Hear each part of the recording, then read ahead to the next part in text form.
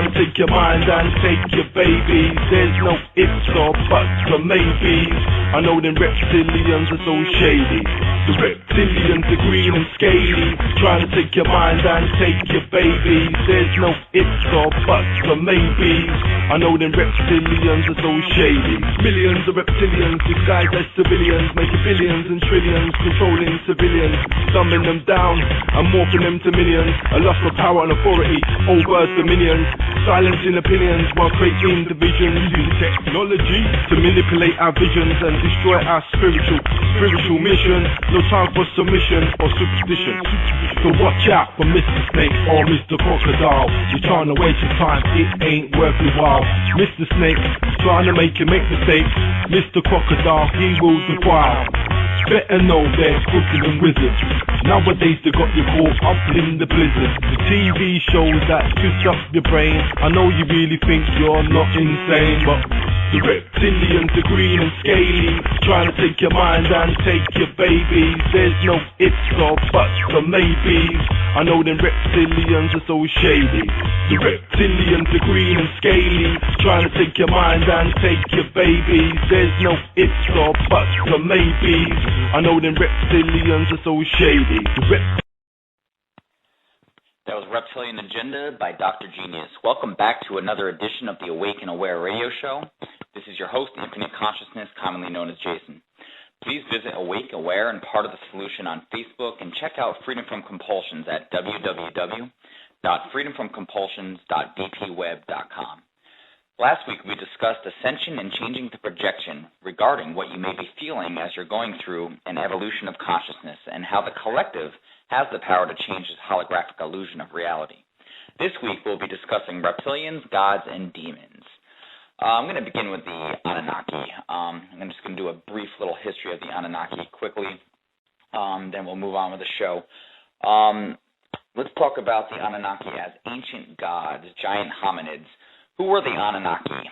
Giant hominids standing an average of 8 foot tall, far heavier and more muscular than humans, visiting Earth from their home planet termed the Planet of the Crossing by the ancient Sumerians. This planet is known by many names: Nibiru, Marduk, Wormwood, the Destroyer, the Red Star, and lately Planet X. But the ancient Sumerians termed it the 12th planet, as they counted also the Sun and Earth's moon. 12th planet. Zecharia Sitchin, author of several books documenting what the ancient Sumerians had to say about these giant hominids, put his finger on a key confirmation that they were indeed visitors from a planet entering our solar system. The evidence? They counted the planets from the outer edges of the solar system inward. Sitchin reports that their planet, today known as Planet X, only crossed our solar system every 3,600 years, the ancient Sumerian Shar. In fact, the Zetas report that Planet X, aka the 12th planet, spends most of its time located more than 9 Sun to Pluto distances from us, halfway between our Sun and a dark twin, a binary sun, never seen because this binary has never lit. Confirming what Sitchin states about a planet more than 6 Sun to Pluto distances away not being visible to man on Earth, NASA and JPL had to use an infrared cloud above the atmosphere to locate it in 1983. Pyramids. The Anunnaki giants left behind to mine for gold built astronomical devices to help their progeny know when the home planet would be coming back to collect the gold, thus the giant pyramids. Some believe it's also an energetic device as well, as far as the pyramids of Giza. There's a rumor that the giant pyramids point directly north-south. A web search for facts to substantiate this rumor was done and could find none. What was found was documentation that stated the pyramids were more or less north-south aligned, which is far from being precisely aligned north-south. Giant pyramids hold clues that they were astronomical devices. Monuments. The Sphinx was also by the hands of the Anunnaki. Giants as the ancient gods. Being giants compared to men, the technologically as advanced as mankind is today, primitive man considered the Anunnaki to be gods. This is from Zeta Talk from Ancient Gods, written in July 15th, 1997. It is not by accident that the hominoid inhabitants of the 12th planet look and dress like Greek gods, the gods of Mount Olympus, as they are one and the same. Mythological stories about the thunderbolts being thrown and travel through the clouds were based on the technological feats of these visitors from the 12th planet, who had mastered the modern-day equivalent of lasers and transporting an individual via a rocket booster. To the primitive humans who came barely to the waist of the strapping, handsome giants, they were gods. The Greek gods are reported to be jealous and wrathful on the one hand and kindly and mentoring on the other, a bit like people. Of course, they were no gods, any more than the humans of today, but their very human exploits are still reported with awe. The legends among many human cultures regarding the exploits of the giant hominoids from the 12th planet are in no small part due to the rigid rules these visitors had regarding interbreeding with the humans they used as virtual slaves. Kept apart from humans in this manner, they retained their edge as they were by far the largest, the most technologically advanced, and the smartest hominoid race around. Thus, the discrepancies between humans and the visitors from the 12th planet were many and significant.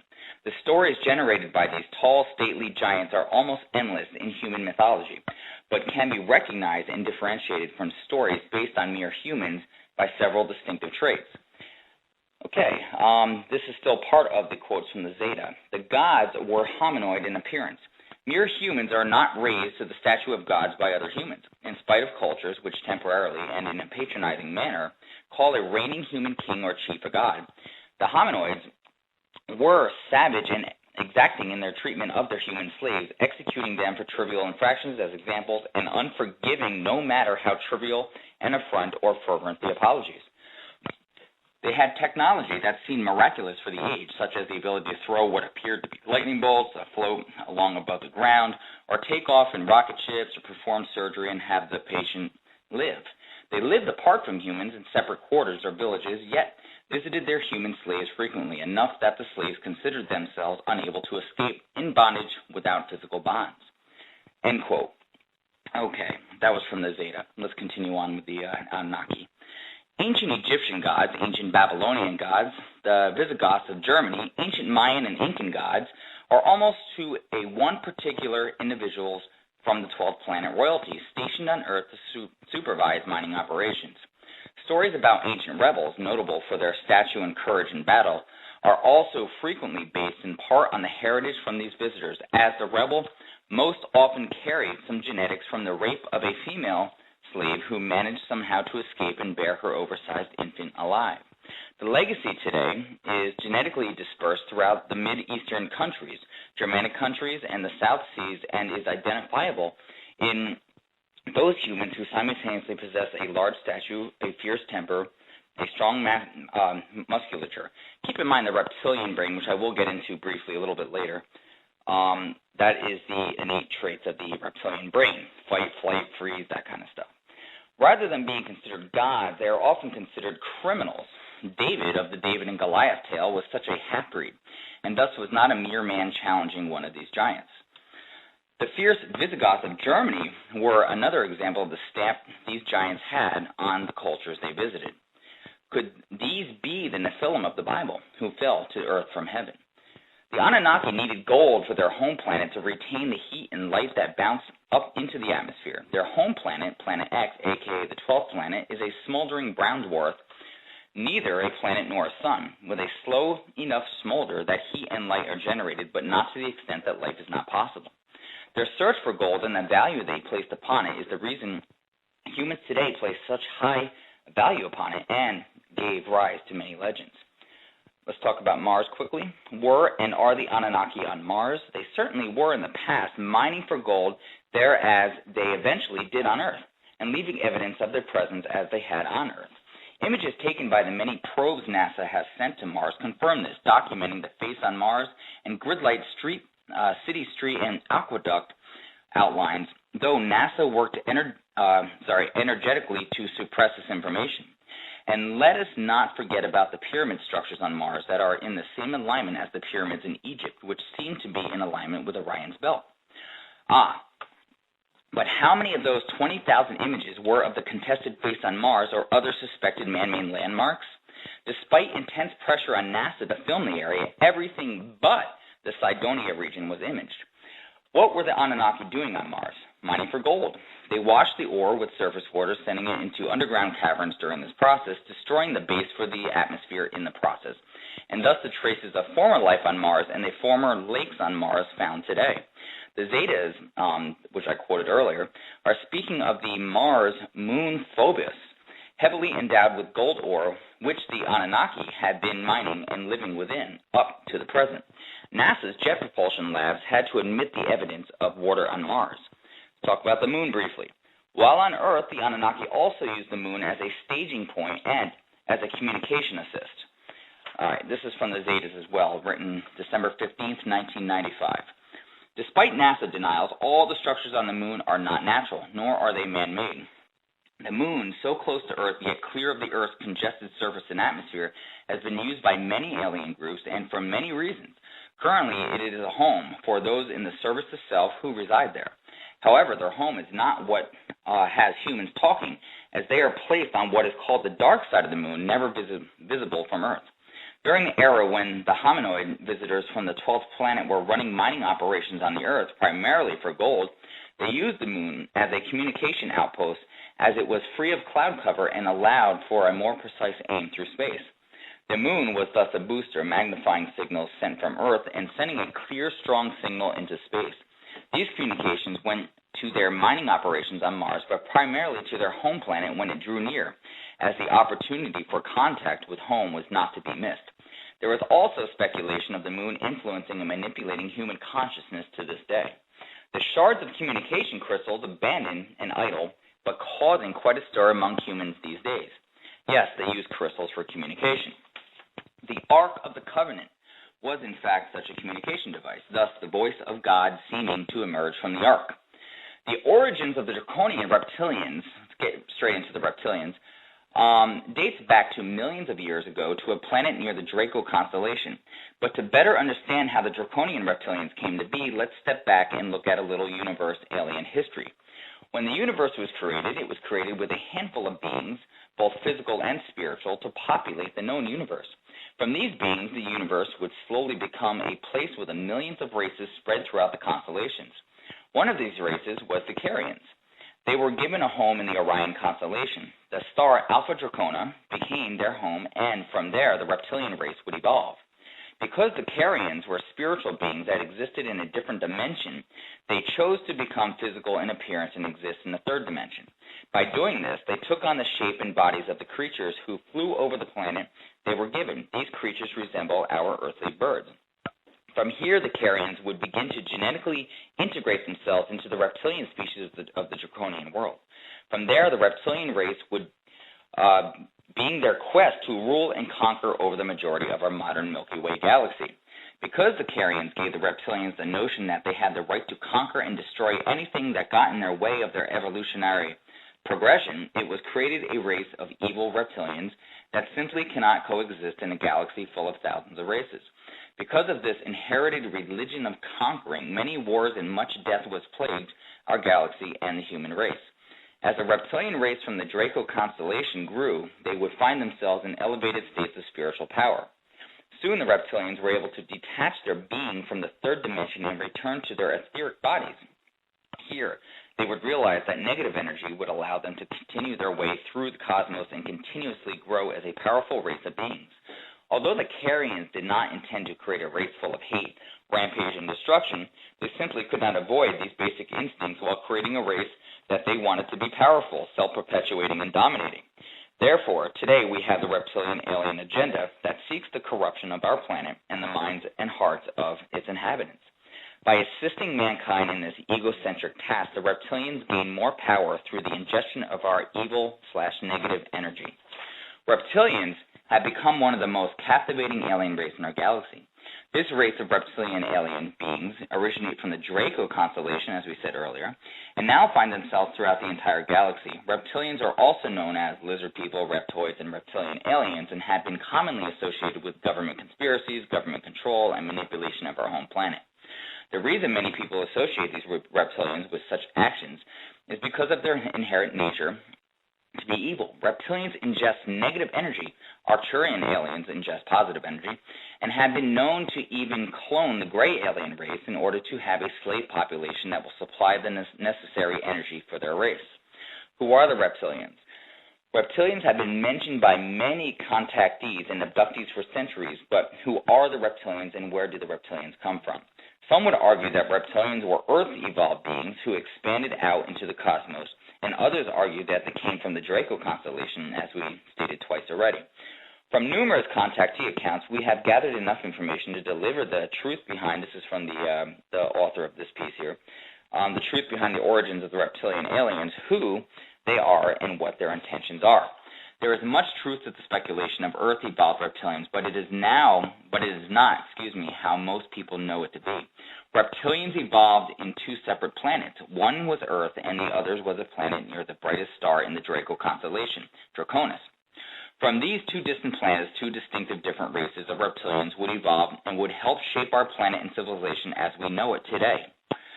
As the two reptilian races evolved, it was known that the earthly reptoids were a peaceful and good race, and the draconian reptilians evolved with a warrior and evil spirit.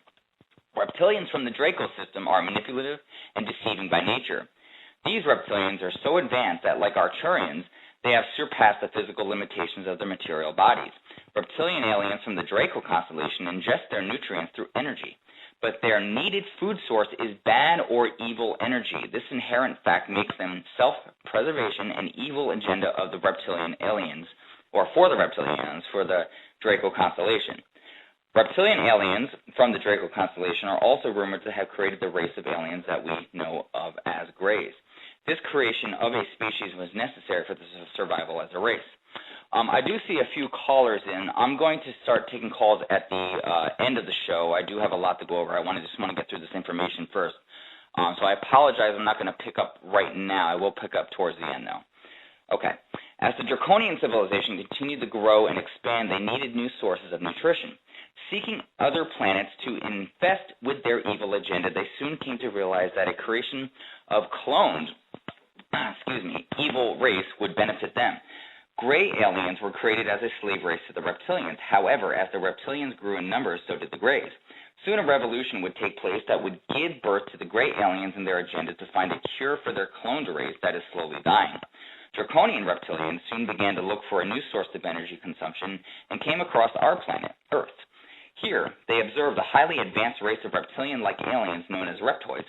Seeking to utilize the human populations on Earth, Draconian reptilians sought out to destroy the Earth-evolved reptilians and began their reptilian agenda to manipulate a race of evil-minded humans for their energy consumption. After successfully forcing many Earth-evolved reptilians to leave Earth, Draconian reptilians began to work their way into and influence civilizations of the past. Rumored reports state that some of the Earth-evolved reptilians still exist beneath the streets and farms of our planet, secretly counteracting the Draconian reptilian alien agenda. Today, power struggles among the alien forces have thwarted an outright invasion of our planet. Reptilian aliens from the Draco constellation still have a fixed eye on our planet and do have emissaries here on Earth performing the vital task to ensure that humans remain on the track of corruption, hatred, and egocentric goals. Okay, the reptilians, or the dragon, snake, and lizard people, which are just other names given to them throughout the ages. The reptilians are the creation of the Carians, as I said a few minutes ago, their parent race. They evolved on a planet in the Alpha Draconis star system of the Orion constellation. The royal line of reptilians are the Draconians, the winged dragons. The name of their royal line is the House of On. This is not the exact spelling, which is A-L-N, but it is close. It is more like O-L-N or A-H-L-N. The reptiles have two other major subraces. They are known as the winged serpents, snakes, and the lizards, called by some the lizzies. The reptilians are less emotional than their human counterparts, yet they have a highly refined knowledge of the universal physics and laws. The reptilians are responsible for the mystery schools on Earth, and their teachings are from the ancient knowledge held by their parent race, the Carians. The reptilians were given a creation myth by their parent race, the Carians, that clashed with the creation myth of the humans. The reptilians were told that they had the right to colonize all planets and star systems in the universe, and when they did, they also had the right to conquer or destroy any civilization they found there. This creation myth has been the source of the many conflicts between the reptiles and the humans throughout the dimensions. Yet it was given as part of the universal game, or the polarity integration. Without it, everyone would have lived in peace and there would be no conflict. If this were the case, soul evolution would cease and the universe would become stagnant. The reptilians represent the dark in the polarity integration game, while the humans represent the light. Through this game of the highest order, all souls in this universe have the opportunity to spiritually evolve and rejoin the creative God source. Okay, so let's move on with reptoids, reptiloids, reptons, homosaurus, lizard men, large-nosed greys, Afgharians, Tizarians, Dracos, and the Nagas. Okay, let's talk about the Dracos, the origin. They play a significant role in the legends of India and Tibet, where they are considered by some to be demoniacal residents of the subterranean realm. The reptiloids on Earth would live in big caves underground, allegedly descended from a branch of bipedalsaurus, and I'm going to totally mispronounce this one, Steno-Onychosaurus, which existed thousands of years ago on Earth. The cranial capacity of Steno-Onychosaurus was nearly twice the size of that of human beings, indicating a large brain and possibly advanced, though not necessarily benevolent, intellect. Their home system was Alpha Draconis, Epsilon Boots, Rigel, Orion, Bellatrix, Orion, Polaris, Nemesis, the Altair stellar system in the constellation Aquila. Powers: huge strength, molecular shape-shifting, and or laser holograms to produce an outward human appearance, telepathy, and visibility. Attitude: these are highly advanced entities, but viewed as being a negative, hostile, or dangerous disposition since they regard humans as a totally inferior race. Supposedly, they consider Earth their ancient outpost and want to have complete control over it because their planet is becoming unable to adequately support life. The Greys are supposedly subservient to the Reptilians. According to Lear, which is another author, and others, the government may have established a treaty with this race who considered it as a means to buy time while they methodically established certain controls upon the human race, with the ultimate goal of an absolute domination. I'm going to read something from the Emerald Tablets of Thoughts. I found this very interesting. From the Emerald Tablets of Thought. Let me go through this. Far in the past, before Atlantis existed, men there were who delved into darkness, using dark magic, calling up beings from the great deep below us. Forth came they into the cycle, formless were they of another vibration. Existing unseen by the children of earthmen, only through blood could they have formed being. Only through man could they live in the world. In ages past, were they conquered by masters, driven below to the place whence they came. But some there were who remained, hidden in spaces and plains unknown to man. Lived they in Atlantis as shadows, but at times they appeared among men. Aye, when the blood was offered, for they came to dwell among men. In the form of man they amongst us, but only to sight were they as are men. Serpent-headed when the glamour was lifted, but appearing to man as man among men. Crept they into the councils, taking forms that were like unto men, slaying by their arts the chiefs of the kingdoms, taking their form and ruling o'er man. Only by magic could they be discovered, only by sound could their faces be seen. Sought they from the kingdom of shadows to destroy man and rule in his place. Keep in mind they mention sound vibration lifting the veil. Are reptilians controlling our planet? Unfortunately, this is precisely what is believed to be going on. Reptilians came to Earth for its precious metals, like other beings looking for natural resources.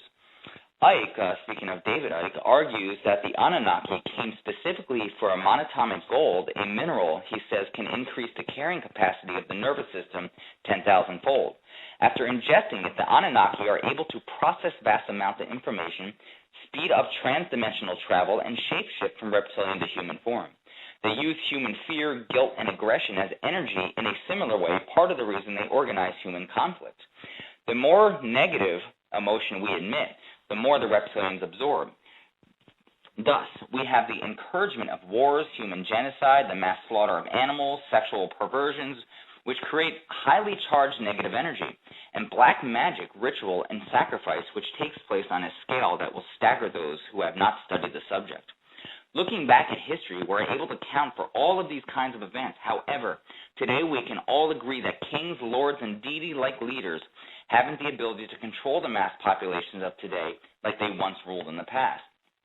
That is why reptilian aliens saw the opportunity in controlling our modern-day society through the manipulation of wealth, wars, and power.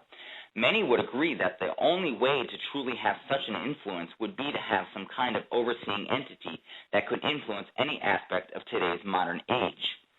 A secret society, a powerful ability to control banking systems, governments, and most importantly, people. Reptilian aliens have always been known for their agenda, but many who seek the answer to the question of that very agenda seem to oversee the evidence that the control and manipulation, has already began in the very center of our own human power structure. Perhaps through your research, you have come across statements that presidents, actors, and or authors are reptilian aliens. The truth may lead us to see that these people would be the perfect solution for the setting up a one-world order and deceive us through the very conspiracy theories that we know about today. It looks like I'm going off in about 4 minutes, but don't worry, I'm staying on. I will take the calls when I'm done with this section here. But it will end live in, it looks like, about 3 minutes. But stay on the website, and you can continue the show. I'm probably going to go until 1:15. So hang in there. I will grab your calls. I apologize right now. Okay, the world order and the reptilians. I want to touch on the Rothschilds real quick. I did a show on the Rothschilds a few weeks ago.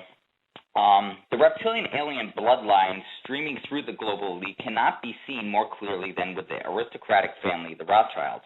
The Rothschild family holds by far the largest private fortune in modern history. The Rothschilds rose to power under the leadership of Mayer Amschel Rothschild, a German money changer and banker said to be of the same reptilian bloodline of Herod the Great. Keep in mind, as I mentioned a few weeks ago when I talked about the Rothschilds, too, ladies and gentlemen, that their bloodline actually came from Sumer. They set up the banking systems in Babylon. They changed the name to the Bowers, which eventually changed their name to the Rothschilds, which meant Red Shield. All right. He spread his empire out through his 5 sons, which he spread throughout Europe to spread the empire. The Rothschilds used reptilian aristocratic technique of successfully keeping fortunes and businesses within the family through arranged marriages and interbreeding. It is not uncommon for reptilian bloodlines of this rank to keep the aristocratic ties by marrying first and second cousins. In a letter sent from Lord Rothschild to Nathan Rothschild in 1814, the Lord states, "As long as a house is like yours, and as long as you work together with your brothers, not a house in the world will be able to compete with you, to cause you harm or to take advantage of you. For together you can undertake and perform more than any house in the world." The Rothschilds moved their banking and finance industries to the following regions: Rothschild's Banking of Naples, Rothschild's Banking of England, Rothschild's Banking of Austria, Rothschild's Banking of Germany, Rothschild's Banking of France, Rothschild's Banking of Switzerland. The family fortune spread far and wide across Europe and eventually influenced America, and gained not only financial but political and social power as well. Through financial power and secret intelligence, the Rothschilds were able to outmaneuver any political establishment. The Rothschilds were said to be major players in the Bavarian Illuminati, and one of Amschel's sons is confirmed to be a member. When the Bavarian Illuminati was exposed by several government interest groups, the power shifted to a Masonic group called the Alpha Vendita, which was led by Karl Rothschild, another of Amschel's sons. Letters from this group are confirmed to have been sent out by this powerful reptilian leader to the headquarters of the Masonic Order of Europe. The name Rothschild is always associated with wealth, Freemasonry, power, mind control, and the occult. The Rothschilds had the ability to convert energy, dictating modes of commerce, business relations, and exchange. The Rothschilds were said to actually control the currents of money within the country of Europe and hence obtain great power. The extent to which the power reached in the 1800s was astounding, served as financial advisors to the papal treasury, the Church of England, and the Orthodox Church of Russia. The occult powers of both white and black magic, encouraged by reptilians, are said to be the root of Rothschild's great wealth. Additionally, numerous ties to the Illuminati, the Masonic Order, and other occult groups combined with the interbreeding gives us clear indication of their reptilian agenda. While recent years, the Rothschilds have not been as public with their displays of wealth and aristocracy, they have played a crucial role in mind control of the masses. Ties between the directors of NBC and CBS have direct contact with members of advisors of the Rothschild family. And for the record, this presenter here, I am not necessarily saying that the Rothschilds are reptilian, but are genetic hybrids that the reptilians can use to manipulate this dimension. All right. Several ancient peoples all over the world have described reptilian beings, and some have described reptilian humanoids. Common in numerous mythologies are tales of reptilian creatures, usually not humanoid, who are often, but not always, hostile to human beings. Also, rather common are stories of serpents of wisdom who enlightened humanity before the dawn of civilization. Let's talk about the Americas real quick. The Toltec Mayan god Gucumat was described as a serpent of wisdom who enlightened humankind. His Aztec counterpart was named Quetzalcoatl. In the Yucatan, he is called Kukulkan. The Hopi refer to a race of reptoids called the Shetty, or Snake Brothers, who live underground. The Cherokee and other Native American peoples also refer to the reptoid races. In pre-Columbian mythologies from Colombia, Bashu, the primordial woman, transformed into a big snake. She is also sometimes called the celestial snake, Serpente celestial. Many users of the drug dimethyltryptamine, the active ingredient in many South American shamanic potions, such as ayahuasca, have seen reptilian humanoids or reptilian discarnate entities and aliens while hallucinating. Remember also, we kind of touched on this last week, that DMT activates the pineal gland, which is our connection to higher consciousness and broader perception, so you will be able to see more than you once were. All right, in Europe, sea crops. 1. The legendary first king of Athens was said to have been half man, half snake. The ancient Titans and Gigantes, I know I misspelled that one, were sometimes depicted as winged man-like beings with serpents instead of legs. For example, on a fresco on a temple in Pergamon. In these images from Pergamon, some of which depicted Gigantomachy, one sees the giant Clytius with huge serpents in place of legs. Boreas, Aquilian to the Romans, was the Greek god of the cold north wind, described by Pausanias as a winged man with serpents for legs. The European dragon dates back to ancient depictions on the various archaeological artifacts. An early instance in literature was the dragon that guarded the Golden Fleece in the voyage to the Argonauts. In the Middle Ages, tales of dragons seem to have become even more common. India. The Indian scriptures and legends of the Nagas are reptilian beings said to live underground and interact with human beings on the surface. Some are alleged to turn human. In some versions, these beings were said to have once lived on a continent in the Indian Ocean that sank beneath the waves. Indian texts also refer to a reptilian race called the Sarpa. The Sarikte of India were a tribe of men with snake-like nostrils in place of noses and bandy serpentine legs. East Asia.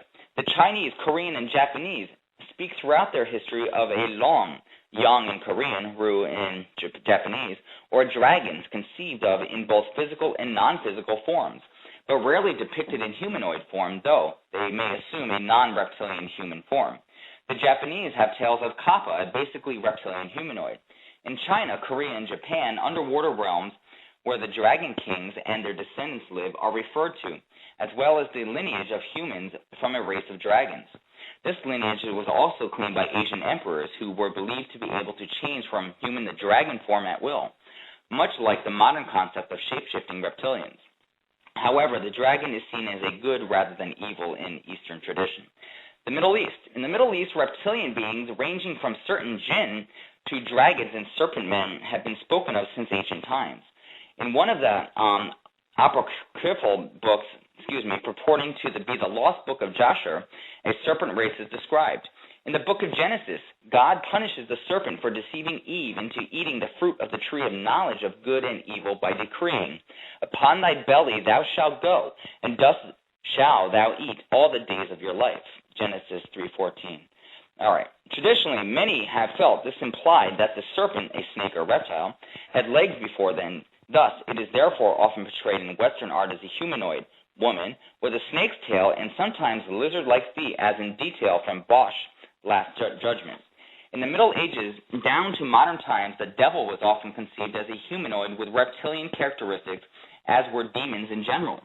But the New Testament reference of Revelation 12:9, which identifies the serpent of Genesis as Satan himself, the dragon, devil, Satan, ancient serpent, etc., gives insight from another angle. The serpent in the Garden of Eden was Satan himself, a beautiful supernatural being, either called a serpent symbolically, or because he manifests himself commonly in a dragon serpent-like form. Hence, the reference to crawling and eating dust is purely symbolic of his ultimate defeat and humiliation. In Africa, some shamans claim to bear extensive esoteric knowledge of a race of reptilians called the Chirahuri, whom they say control the earth. They also claim to have accounts of a reptilian race who created them and used them to work their gold mines. Also, the ancient Egyptian god Sobek was portrayed as a man with the head of a crocodile. Modern claims. Even in modern times, some claim to have encountered reptilian humanoids. In many of these cases, a UFO is part of the encounter. Alien abduction narratives sometimes allege contact with reptilian creatures. The reptilians and other highly advanced beings were the ancient gods of the ancient world, holding the ancient knowledge for their nefarious uses against the genetic hybrids of humanity. Because we're genetic hybrids just like the reptilians are. The ancient knowledge was later manipulated into various religions of control and fear, where the terms the gods was transferred to the term God, and even later a male identity placed upon it, further destroying the feminine. The demons of the ancient world, and even in the manipulated religious writings, were also the reptilians. They are not only extraterrestrial, but also interdimensional, vibrating at a different frequency, being able to use their hybrid races to manipulate this third-dimensional illusion. But keep in mind that there are also genetic hybrids as well. They are the ones behind much of the manipulation in this third-dimensional state, which in turn plays out in this physical manifestation as political and various other corruptions to hold this world in a state of fear that they can feed off of. For our lower vibrational state of fear is a sort of drug and sustenance for them. It is time to break through these various illusions of fear and stop allowing our interdimensional manipulation to occur, for they can only do it if we give them the power to do so. The reptilian brain, or the R complex, which is what we all have and is responsible for our survival programs, is just part of what allows them to control us, for society has been based in left brain structure and fear. If we would free our minds through various methods I mentioned in the last two shows, then the interdimensional portion of the control grid would completely lose its illusion of power. I know that this information may sound insane, but as they say, the truth is always stranger than fiction. And much of what people know to be truth is actually manipulated, implanted, conditioned fiction, which is why most of humanity has been imprisoned within their own minds. History has been rewritten, people, leaving humanity in the dark for far too long now. It is time to truly awaken. Okay, I will take, I got two calls here. I'm not sure how much time they're going to give me left online here. I'm going to take the first call. Hi, you're on the air. Hello? We seem to have lost this caller. And let's try the next one. Hi, you're on the air. Hello. Hi, you're on the air. Hello. Hi, how's it going? How are you? Good, how you doing? I can barely hear you. I don't know if you're on a cell phone or what it is. How about now? Yeah, that's a lot better. Wow.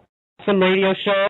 I just got to say that most of the information is pretty insightful, and I kind of got lost in your words. Just all that information all at once. It's really deep. You need kind of snorkel gear in order to get through it all. Yeah, definitely. And I didn't catch everything you just said, just because you're still breaking up a lot. But yeah, it is a lot of information. Unfortunately, I got such a short period of time to go through it, and a lot of it sounds completely insane, of course. But when you look through history, almost every culture spoke of these things. One of the biggest things about the whole awareness part of reality is, it's kind of hard to chew.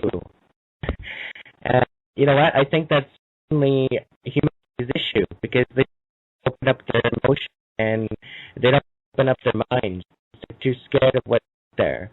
But once you're on the other side of the fence, and once you're outside and walking down the street and sticking in your own little box, so much better.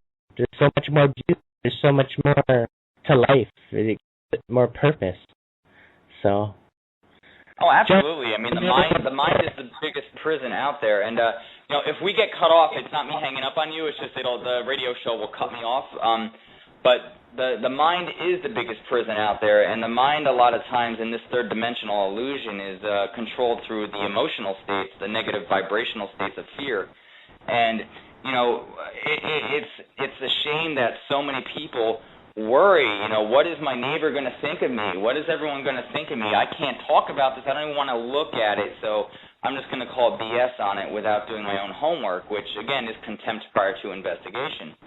And it's so unfortunate because we choose to imprison our own selves in our own minds, and that's how the control, at least part of how the control is done on us in this lower dimensional state. Yeah, they say that insanity is doing the same thing over and over and over and expecting different results. But then if you're okay with things over and over and over and expecting different results, then it's free. So whether you're insane or something.